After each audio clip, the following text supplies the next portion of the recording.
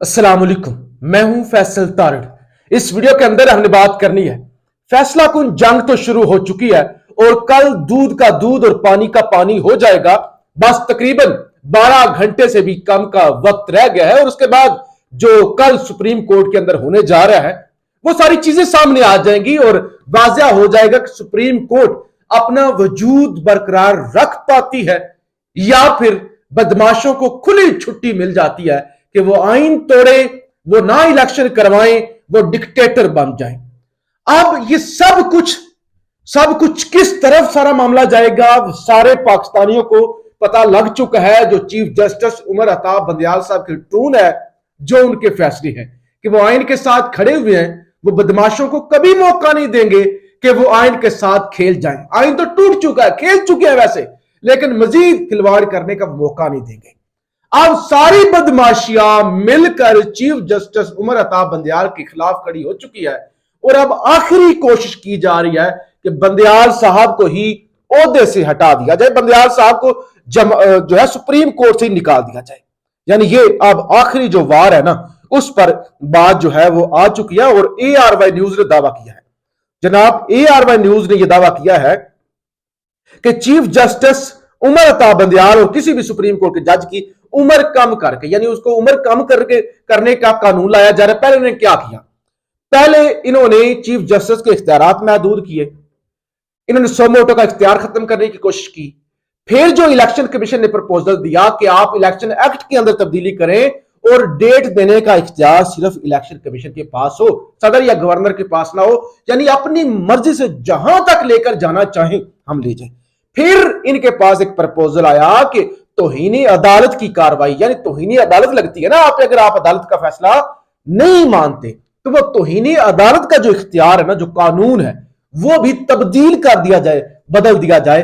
और अब ये कोशिश कर रहे हैं, बल्कि जिस पर काम शुरू हो गया, अपनी तरफ से जो वारदात डालने की कोशिश की गई है कि हुकूमत चीफ जस्टिस की मुद्दत मुलाजमत खत्म कर दे और चीफ जस्टिस की उम्र कम करके, यानी वो कम अरसे के लिए 65 साल तक जो चीफ जस्टिस होता है वो उस उम्र तक अपने ओहदे पे कायम रह सकता है। जब उनकी बारी आती है, यानी पिछला जो चीफ जस्टिस जब 65 साल का हो जाता है, उसके बाद नया चीफ जस्टिस अगर 60 साल का तो 5 साल, 64 साल का तो 1 साल, तो वो जो बारी आती है, यानी उम्र के अंदर कमी कर दी जाए, तो इस तरह बंदियाल साहब को फारिग कर दिया जाए और उसके बाद जनाब सुनियां हो जान गलियां तो फिर मिर्जा यार फिरे और इलेक्शन भी ना करवाने पड़े, तो उस पर जनाब गौर किया जा रहा है। और ये बड़ी खबर है, लेकिन इस खबर का अब तोड़ भी निकल आया है। ये जो सारी बदमाशी करने की कोशिश की गई, पहले खबर सुन ले आप जरा।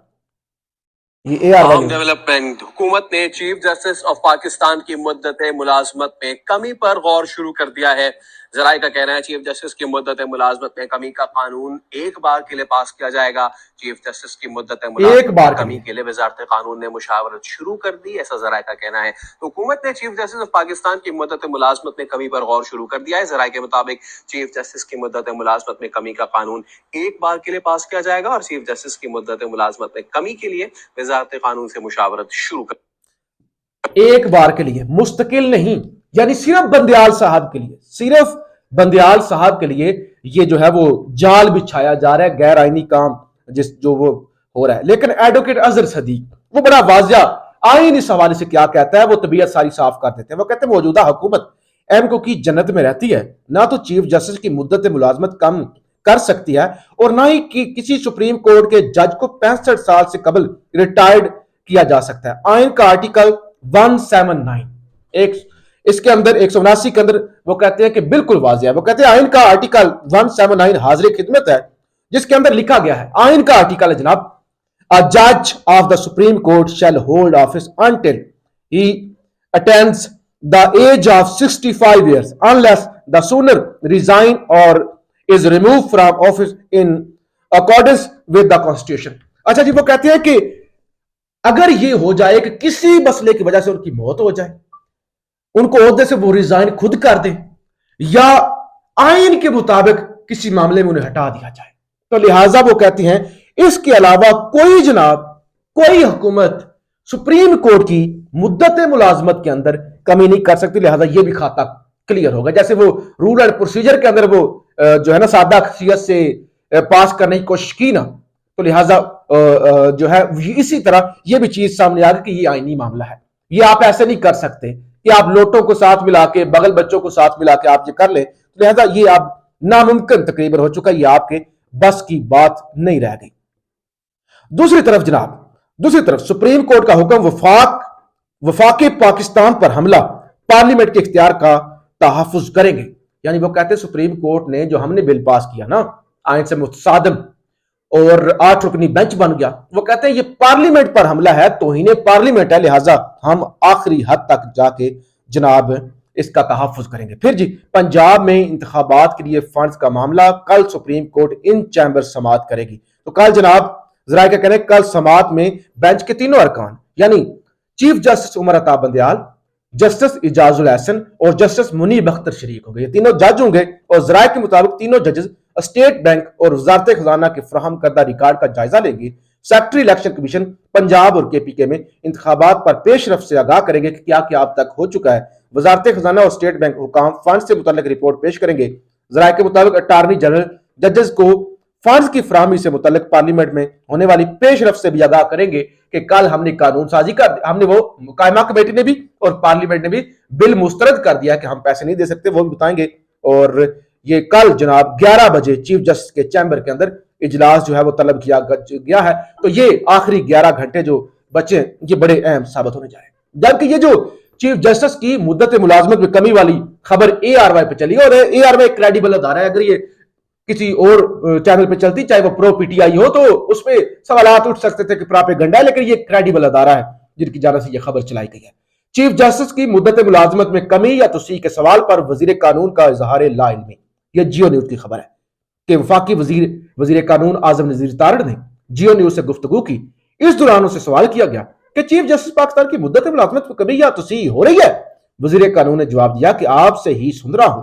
یعنی انہوں نے کہا کہ مجھے بالکل بھی اس حوالے سے پتہ نہیں ہے, لیکن ظاہر ہے اگر کوئی ایسی بات نہ ہو تو کیسے یہ ساری اتنی بڑی بڑی دعوے آ جائیں اور یہ خبریں چل جائیں چیف جسٹس کے خلاف. یہ آخری اختیار ان کے پاس یہی ہے کہ برطرف کر دیا جائے, معزول کر دیا جائے. یہ ایک قسم کا برطرفی ہے, زبردستی نکالنا ہے. یہ آخری اس نیج تک معاملات پہنچ چکے ہیں. لیکن جناب یہ سب کچھ مہنگا پڑنے جا رہا ہے اور اب جو طاقتیں بھی شہباز شریف کے پیچھے ہیں وہ شہباز شریف کو برطرف ہونے سے نہیں بچا سکتی. عامر متین صاحب سینئر صحافی ہیں, کہتے ہیں کہ حکومتی گروپ اور خاص طور پر نون لیگ کا کانفیڈنس بتا رہا ہے کہ یا تو وہ کسی خوش فہمی کا شکار ہے یا ان کے پاس کوئی پلان ہے, کہ کوئی پیچھے طاقتیں, کوئی ہینڈلرز. مگر جو بھی وزیر اعظم, لیکن جو بھی ہو وزیر اعظم اس میں بچ نہیں سکتے. جو بھی ہو جائے نا, جو بھی پیچھے ہوں, جتنے بھی پورے اعتماد ہوں, یہ جو انہوں نے کر دیا ہے نا اس میں وہ بچ نہیں سکتے. یہ آئینی معاملہ ہے, یہ کوئی تماشا یا سیاسی معاملہ نہیں, یہ آئینی معاملہ ہے. لہذا وہ کسی بھی صورت اس سے بچ نہیں سکتے. اچھا دوسری طرف عمران ریاض نے نواز شریف کی بڑی طبیعت صاف کی ہے. نواز شریف صاحب عمرے پر گئے ہوئے ہیں سعودی عرب اور آج مکہ سے ان کی ویڈیو بھی آئی. وہ آگے پیچھے سعودی عرب نے سیکیورٹی دی ہوئی ہے اور اس کے حصار کے اندر وہ عبادت کر رہے ہیں. اچھا کیا نواز شریف عمرہ کی ادائیگی کے بعد واپس پاکستان آئیں گے یا پھر دوبارہ لندن لوٹ جائیں گے؟ اب اتنا قریب آئے ہیں تو چکر ہی لگا جائیں اور دیکھیں کہ ان کے بھائی نے ان سے بھی زیادہ تباہی کس شہباز سپیڈ سے پھیری ہے. انہوں نے کہا واپس آؤ نا, ذرا چیک کریں نا کہ آپ تو کہتے ہیں کہ ہم نے یہ کیا, مسلم لیگ نون نے یہ کیا, آپ بڑا کریڈٹ لیتے ہیں نا.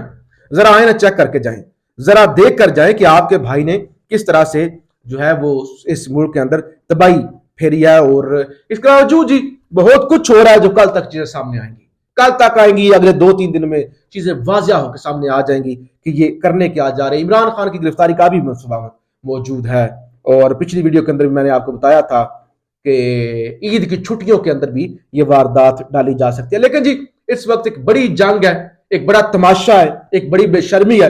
جیسے میں نے پہلے بھی ذکر کیا تھا, آج خبر چلی کہ جو ہے وہ حکومت ڈٹ گئی, PDM ڈٹ گئی فنڈ دینے سے انکار. تو یہ تو بے شرمی ہے نا, یہ تو بے شرمی کی انتہا ہے. اس میں ڈٹ جانا کیا ہے؟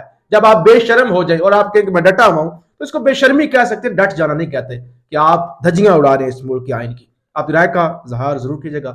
پاکستان زندہ باد.